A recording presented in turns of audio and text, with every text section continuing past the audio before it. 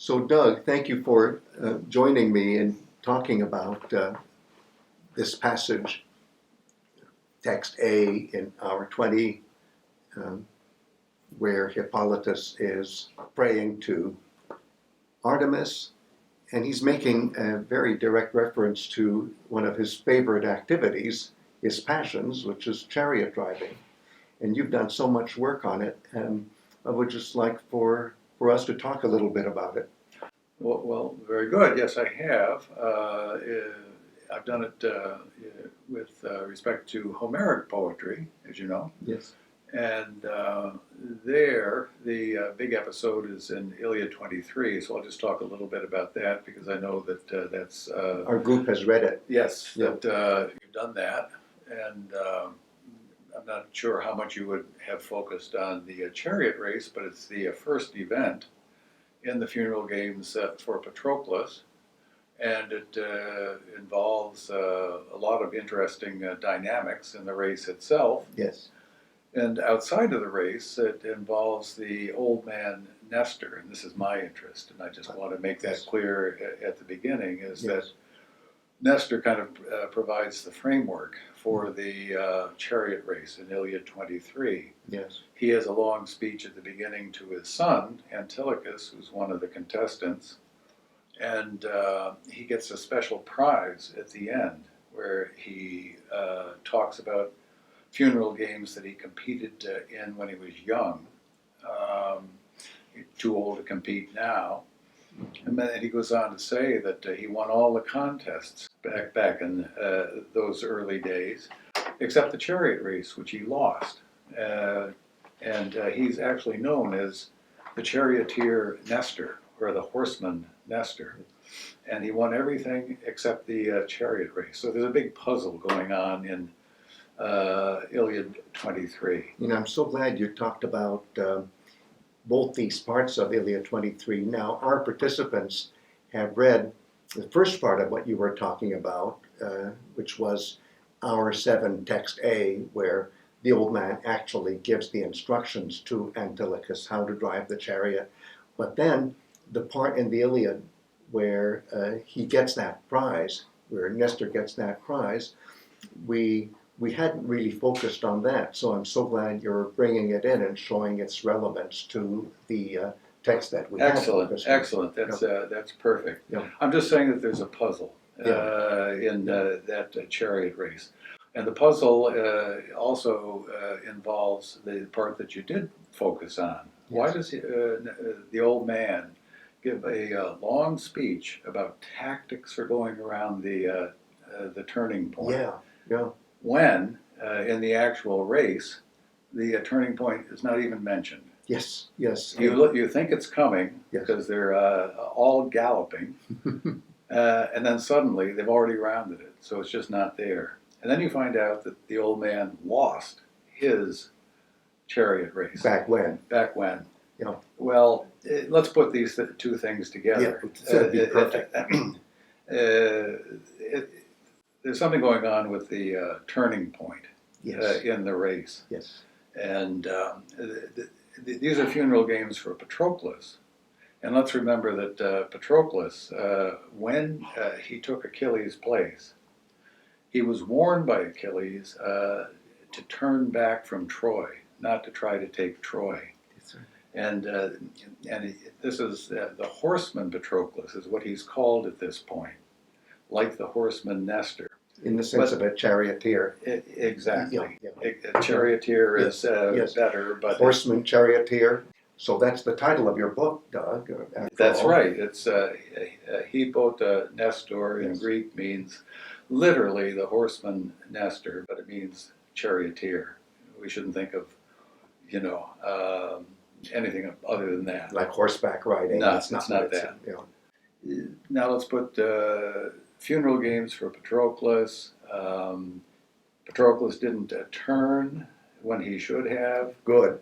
And Nestor somehow or other is commemorating all of this. Yes. And he tells a story in which somehow or other the turning point was involved. But he's just not explicit about it. There's something called an absent signifier here, which means that the audience isn't being told everything.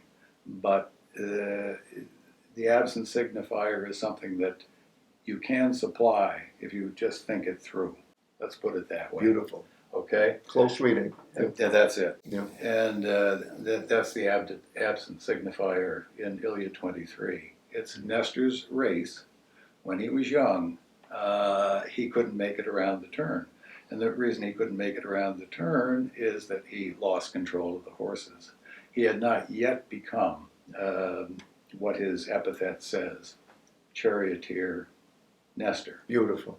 And that's the where I come from for this. And now, Greg, if you could guide me a little bit on how this might,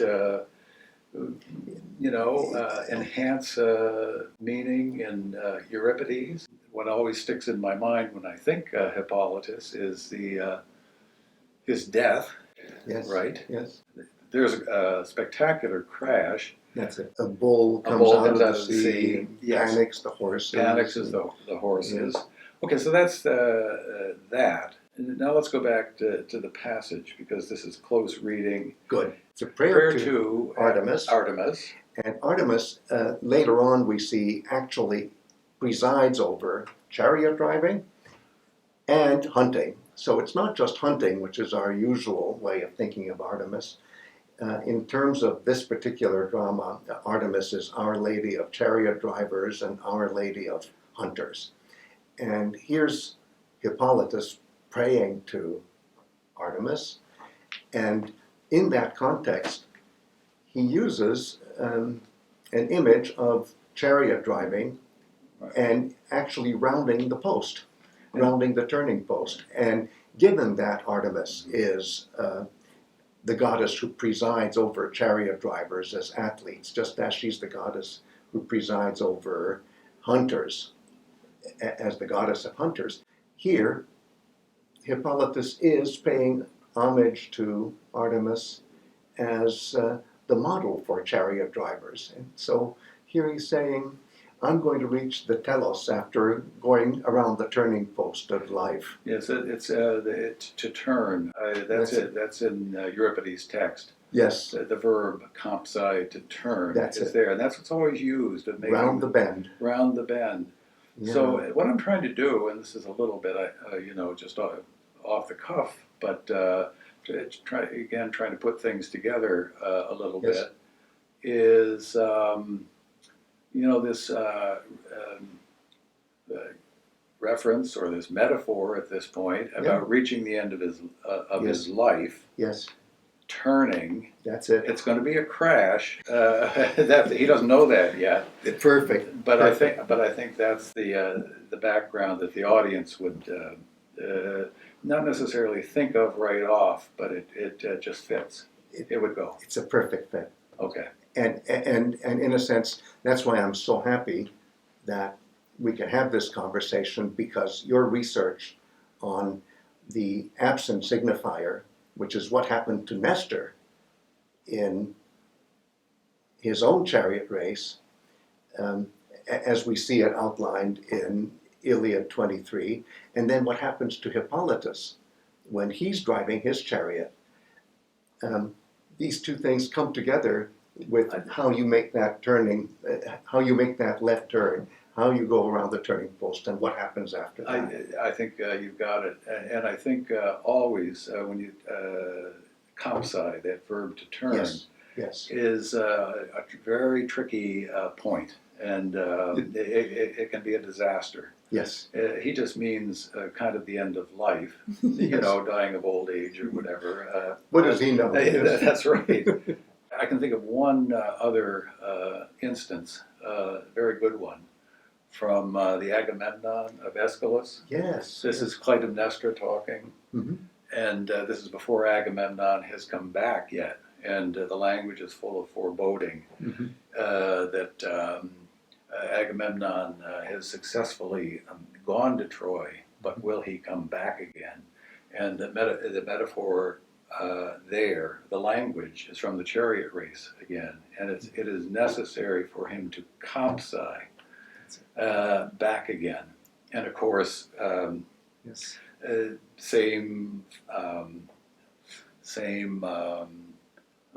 dire results. Yes, same dire results, same disaster, Disaster, the catastrophe. crash. Yes. Okay. That's. I think we've kind of come to a little. I have, at any rate, a little better understanding of this passage. and so have I, because it's so important to bring in the absent signifier in Iliad 23, and you did that so well with just outlining what's the subtext of whatever Nestor says, that he had his own chariot crash way back when. He survived, but certainly Hippolytus will not, And Patroklos didn't either. and Patroklos didn't either. And he wasn't in a chariot race, but he was in.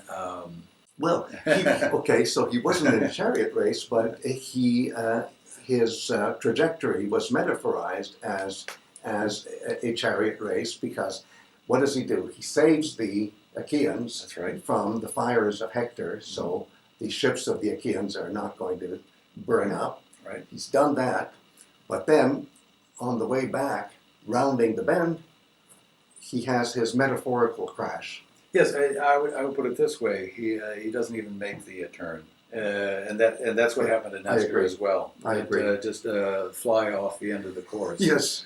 Yes. Yes. And for Patroklos too, he was going to try to take Troy against fate. You can't do You that. can't do that. And you know, one last thing. One of our participants actually wrote a very interesting micro essay on this, and that is that Patroklos, even when he dies, is still dying as a chariot fighter, at least, because he actually has to jump off Mm-hmm. his rushing chariot to meet Hector head on. Mhm. So in a sense, okay, we don't have chariot driving as an athletic activity, but we certainly have chariot fighting as part of why Patroklos failed. He fails as a chariot rider and, in a sense, a chariot riding athlete at that moment. Yes, and that would take us into another athletic event, but maybe we don't have time. We for don't that have one. time for that. Yes, but But thank it you. involved jumping off a chariot, like a warrior. Like it were. Yeah. Yeah.